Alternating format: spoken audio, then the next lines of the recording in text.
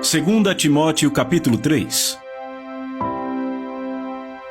Versículo 1, Paulo diz, mas saibam, repitam, saibam, que nos últimos dias, são os dias em que vivemos, certo?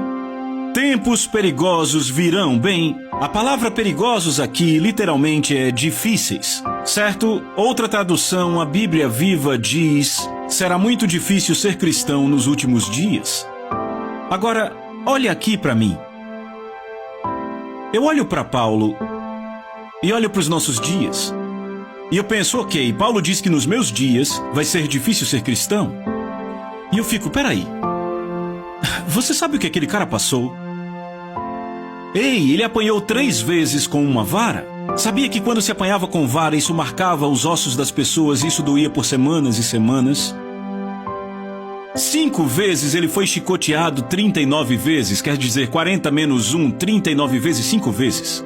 E para chicotear o amarraram num poste, as costas esticadas na ponta dos dedos, e eles vinham e chicoteavam a carne. 5 vezes diferentes. Ele foi apedrejado, dado como morto. Ele foi perseguido em quase toda a cidade que foi. Esse homem olha para os meus dias e diz que serão difíceis. E eu penso, ok, eu perdi alguma coisa, certo? Eu devo ter deixado passar alguma coisa, não é?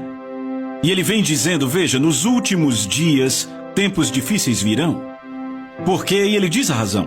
Porque os homens serão amantes de si mesmos. Amantes do dinheiro, presunçosos, orgulhosos, blasfemos, desobedientes aos pais, ingratos, ímpios, sem amor, irreconciliáveis, caluniadores, sem domínio próprio, cruéis, traidores, precipitados, soberbos, mais amantes dos prazeres do que amigos de Deus. Estão vendo a lista que ele tem aqui? Agora deixa eu te dizer. A sociedade de Paulo tinha todos esses tipos de pessoas. Sabia que naquela sociedade eles eram amantes do prazer? Eram cruéis, traidores, eram pessoas desobedientes aos pais. Então por que pegar a nossa geração, dizer que vai ser difícil e listar essas coisas? Por causa do verso 5, acompanhe. Diz, tendo aparência de piedade, mas negando o seu poder. Agora deixa eu ler na versão amplificada, que diz, embora eles tenham uma forma de verdadeira religião ou piedade, eles negam e rejeitam e são estranhos ao poder disto. A conduta deles nega a genuinidade da sua confissão. Ou seja, as pessoas confessam que são crentes nascidas de novo, mas elas têm tudo da palavra, mas amam a si mesmas, ao dinheiro, aos prazeres, amam mais o mundo do que a Deus, são ingratas, impiedosas e por isso negam o poder. Que poder? O poder da graça que muda nossa natureza. A verdadeira graça de Deus, o verdadeiro poder de Deus muda nossa natureza e faz uma pessoa ingrata tornar-se grata, uma pessoa impiedosa tornar-se piedosa, desobediente tornar-se obediente, entendem? Quando alguém realmente encontra Jesus, a natureza muda. Eu já visitei prisões de segurança máxima e eu tenho visto o comportamento cristão mais em assassinos condenados pelo resto da vida do que tenho visto em muitas pessoas na igreja. E por que é assim? Porque houve uma genuína conversão na prisão.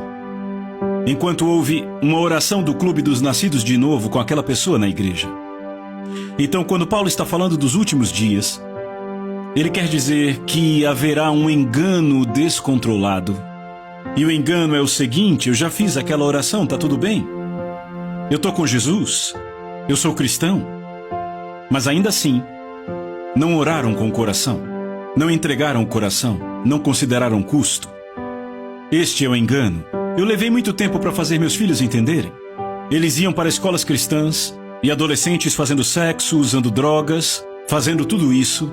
Mas pai, o pai deles é diácono, mas pai, o pai deles é pastor, mas pai, o pai deles é isso. E eu disse, não importa o que o pai deles é, nem o que dizem que são, não importa se citam muito a Bíblia, pois a conhecem das aulas e da igreja. Qual o fruto deles? E eu continuei dizendo, olhem o fruto, olhem o fruto, olhem o fruto.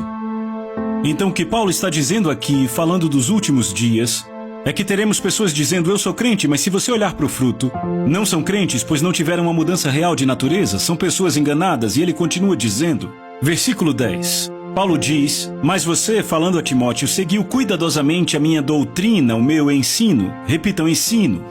Modo de vida. Agora notem, ele diz seguiu o meu modo de vida, não diz seguiu a minha unção. Ele não diz você seguiu meus milagres. A principal coisa que nos qualifica é o caráter de Jesus. Por isso que o apóstolo João disse em 1 João 2, aquele que diz que está em Jesus deve andar como ele andou.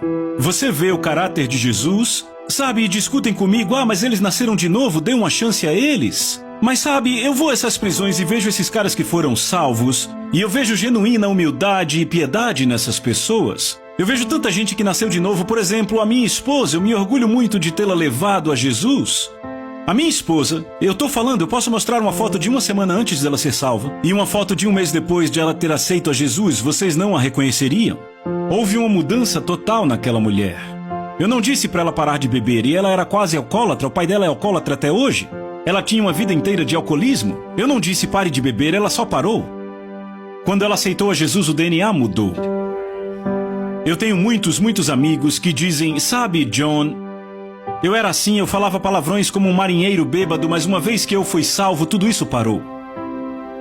Eu nem precisei fazer mais esforço, porque o DNA mudou, houve uma mudança do DNA espiritual. Certo, Paulo diz a Timóteo, mas você seguiu cuidadosamente a minha doutrina, modo de vida, meu propósito, fé, longanimidade, amor e perseverança. Minhas perseguições, veja o que ele está usando para se qualificar aqui. Não são milagres ou ministério. O que é? É o fruto do Espírito. Certo? É o caráter de Deus, estão vendo? Perseguições e aflições que ocorreram em Antioquia, Icônio e Listra. Quantas perseguições eu suportei e de todas elas o Senhor me livrou, sim. Todos os que desejam viver piedosamente em Cristo Jesus vão sofrer perseguição. É uma promessa. Eu digo que uma das provas de que você realmente está servindo a Jesus é ser perseguido. Se não estiver sendo perseguido, faça algumas perguntas.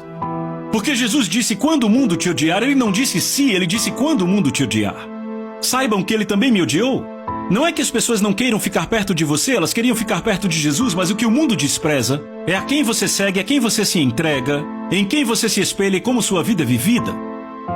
Quando você vive num padrão mais alto, e de repente a sua santidade começa o quê? Começa a condená-los. E aí ele diz no verso 13, mas os homens maus e impostores, e sabemos o que é um homem mau, é um pecador por definição. Mas note que ele diz impostor, o que é um impostor? Alguém sabe o que é um impostor? Um impostor é aquele que assume uma identidade externa que não está de acordo com a sua verdadeira natureza. E esses são os mais perigosos. Um impostor é aquele que diz, eu nasci de novo, mas continua vivendo para si mesmo. 2 Timóteo capítulo 3. Versículo 1, Paulo diz, mas saibam, repitam, saibam, que nos últimos dias, são os dias em que vivemos, certo?